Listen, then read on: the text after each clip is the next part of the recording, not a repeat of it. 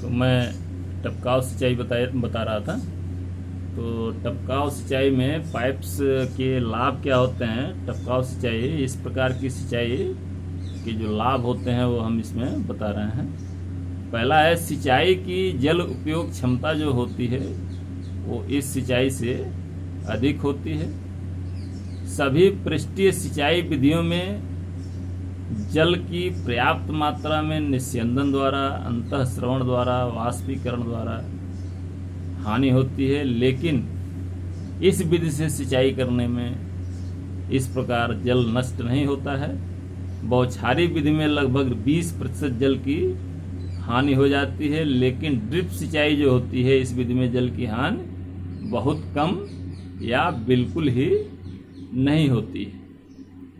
दूसरा है, वायु की तीव्र गति का भी इसके ऊपर बहुत प्रभाव नहीं पड़ता है। बौछारी विधि से जब हम सिंचाई करते हैं तो अगर वायु की गति तेज है तो बौछारी विधि से सिंचाई करने में कठिनाई आती है, लेकिन ड्रिप विधि से चाहे वायु कितनी भी तीव्र हो इसके ऊपर प्रभाव नहीं पड़ता है। तीसरा, सिंचाई की अन्य विधियों की अपेक्षा ड्रिप सिंचाई में लगभग 50% जल की बचत हो जाती है और ड्रिप सिंचाई में सभी पौधों को जल समान रूप से वितरित होता है। ऐसा नहीं होता कि किसी को ज़्यादा जल मिल गया, किसी को कम मिला।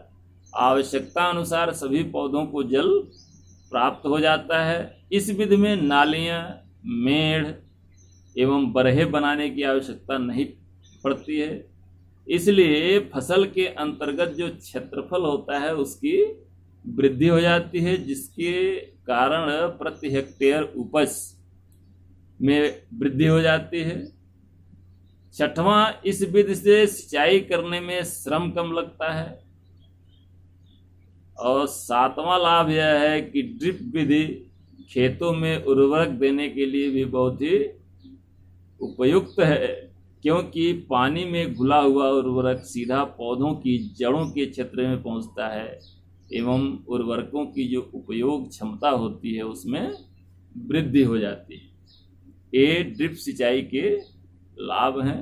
इसके साथ ही ड्रिप सिंचाई की कुछ हानियां भी हैं।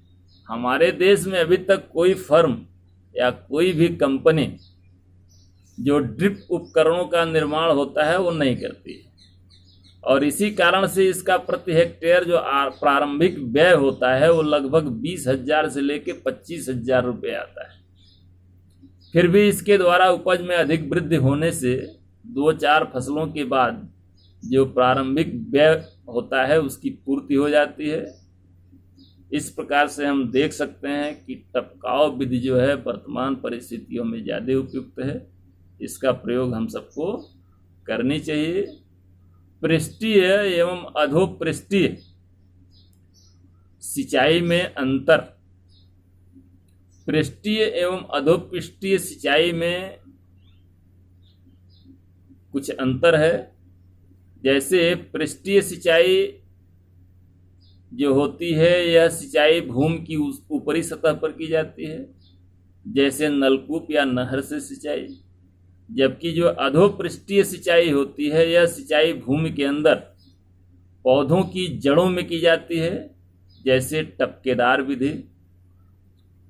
दूसरा अंतर यह है कि पृष्ठीय सिंचाई में जल की अधिक मात्रा लगती है, अधोपृष्ठीय सिंचाई में जल की कम मात्रा लगती है।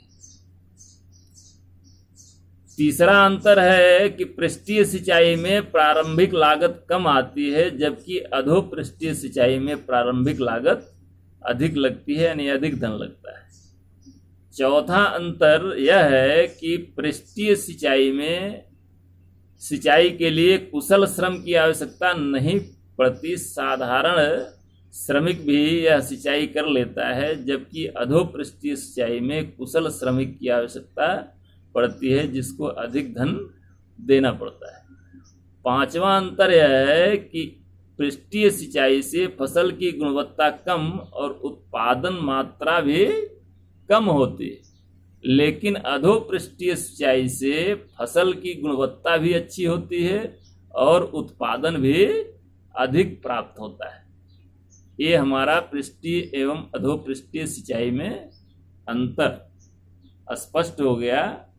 अब हम थोड़ा सा ड्रिप और बौछारी सिंचाई की भी तुलना करते हैं। ड्रिप सिंचाई और बौछारी सिंचाई में क्या अंतर है?